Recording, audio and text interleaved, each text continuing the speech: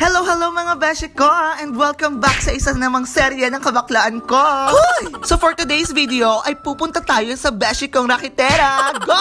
Dahil ngayong araw nga, ay parang inaatake tayo ng pagiging bayola natin. Congratulations nga pala sa mga pumasok ngayong araw dahil first day of school. At syempre, bago tayo pumunta sa beshi kong sariwa, bibili muna tayo ng malunggay pandesal for today's video.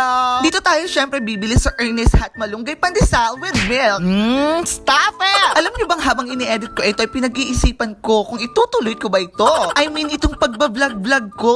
Huy! Hindi ka magiging vlogger for today's video!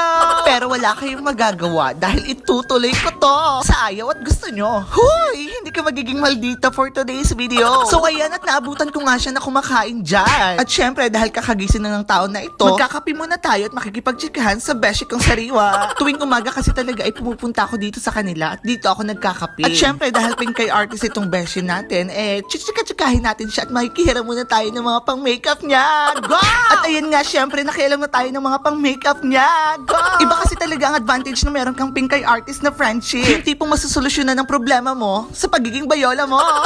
Disclaimer lang mga bakla, hindi talaga ako marunong mag-makeup for today's video. Kaya kung mapapansin nyo, ay sobrang kapal ng foundation ko. Pero susubukan nating ayusin yan at mag-feeling maganda tayo for today's video. Sa mga oras nga na yan, ay maglalagay na tayo ng mga kolorete sa mata. Yung sinasabi nilang, do I?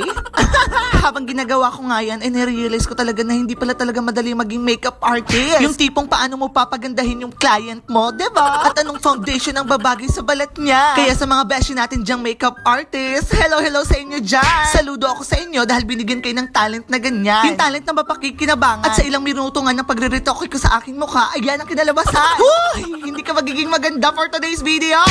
1 hour later. Mukhang hindi niya nga nagustuhan ng aking ginawa.